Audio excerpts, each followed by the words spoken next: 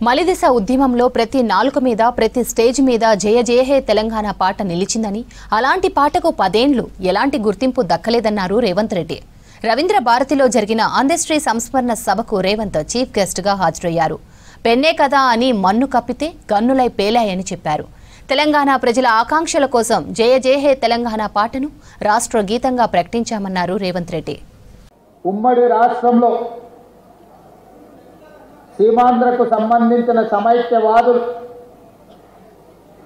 ఈ తెలంగాణ మీద ఆధిపత్యం చెలాయిస్తున్నప్పుడు ఓ గద్దరన్న, ఓ గూడ అంజన్న, ఓ అందశ్రీ, ఓ గోరెడ్డి వెంకన్న ఇక వీళ్ళ ఆధిపత్యానికి చరమగీతం పాడాల్సిందే,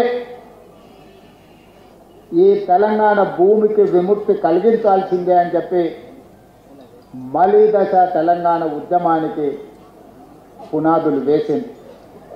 అందులో భాగంగానే బడికి వెళ్ళని, బడి ముఖమే చూడని అందశ్రీ అన్న జయ జయ హే తెలంగాణ ముక్కోటి గొంతుకలను ఏకం చేసి ఈ తెలంగాణ ఉద్యమాన్ని ఉవ్వెత్తును నడిపితే ఈ తెలంగాణ రాష్ట్ర కళ నిజమైంది. ఉస్మానియా, కాకతీయ యూనివర్సిటీలనే కాదు,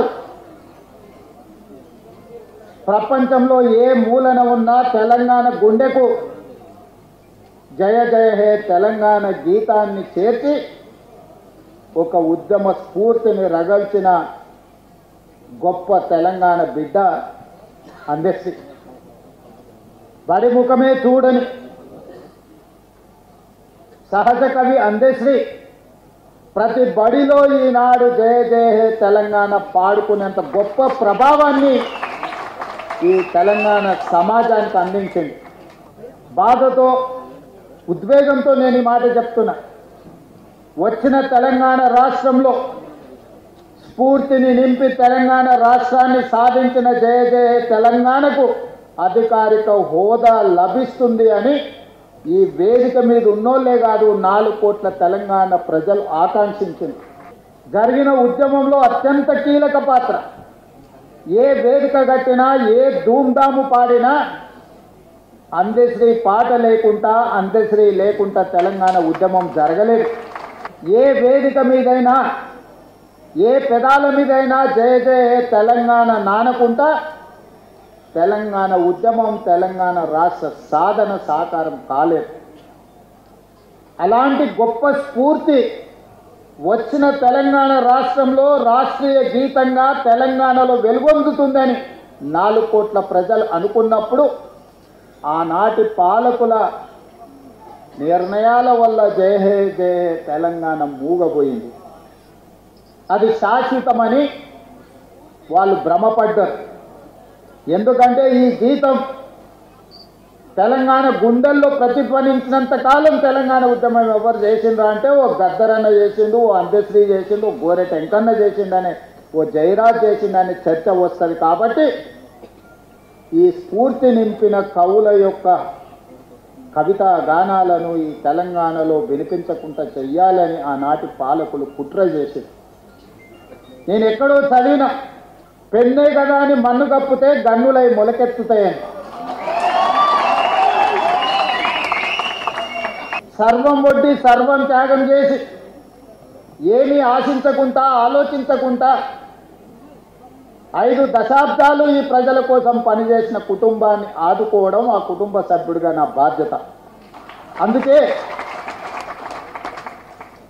ఎన్నికల కంటే ముందు ఓ గద్దరన్న, ఒక అందశ్రీ ఈ ప్రజాపాలన అధికారంలోకి రావడానికి శాయశక్తుల కృషి చేసిండ్రు, కలగన్నరు, రావాలని పోరాటం చేసిండ్రు. తెలంగాణ ఉద్యమం తెలంగాణ రాష్ట్ర సాధనే కాదు. ఈనాడు నేను, మా మిత్రులు పెద్దలు దామోదర్ రాజనరసింహ గారు, అడ్లూరి లక్ష్మణ్ గారు, లేదా ఉత్తమ్ కుమార్ రెడ్డి గారు ఎవరమైనా మంత్రులు, ముఖ్యమంత్రులు అయినము అని అంటే వాళ్ళు ఇచ్చిన స్ఫూర్తి, వాళ్ళు చేసిన పోరాటం ఎవరు కూడా మర్చిపోలేని. అందుకే ఒక గద్దరన్నను, ఒక అందశ్రీని ఈ ప్రభుత్వ పెద్దలకు ఒకవేళ అనుకోని అకాల మరణం వస్తే ఏ విధంగా ప్రభుత్వ పెద్దలను ఆదుకుంటామో ఈ తెలంగాణ సమాజానికి పెద్దలైన గద్దరన్నను అందశ్రీని ఈ ప్రభుత్వం ఆదుకుంటుంది, భవిష్యత్తులో అండగా నిలబడుతుంది అని చెప్పి అభిమానులందరికీ నేను చెప్పదలుచుకున్నాను. అందుకే వారి కుటుంబానికి ఉద్యోగం ఇచ్చినా, వారి స్మృతివనం కట్టాలనుకున్నా, వారు రాసిన నిప్పుల వాగు ప్రతి లైబ్రరీలో ఉండే విధంగా ఈనాడు ప్రభుత్వం చర్యలు చేపట్టింది. భవిష్యత్తులో కూడా ఆ కుటుంబాలను ఆదుకుంటుంది. చివరగా ఒకే ఒక్క మాట, ఎన్ని వజ్రాలున్నా కోహినూరు వజ్రానికి పోటీ లేదు. దశాబ్దాలే కాదు శతాబ్దాలు గడిచినా వజ్రాల గురించి చర్చించాల్సి వచ్చినప్పుడు కోహినూరు వజ్రాందే మొదటి స్థానం. కవులు కళాకారులు ఎంతమంది ఉన్నా, ఎవరి గురించి చర్చించినా, రేపటి తెలంగాణ చరిత్రలో కవులు కళాకారుల గురించి మాట్లాడినప్పుడు మా అందశ్రీ అన్న ఒక కోహినూరు వజ్రంగా నిలబడతాడు. అది శాశ్వతం చెయ్యడానికి ఆ కోహినూరు వజ్రాన్ని, వారి కీర్తిని, వారి కుటుంబాన్ని ఆదుకునే బాధ్యత నాది, మా ప్రభుత్వాన్ని తెలియజేస్తూ మీ అందరి దగ్గర సెలవు తీసుకుంటున్న ధన్యవాదాలు మిత్రులారా.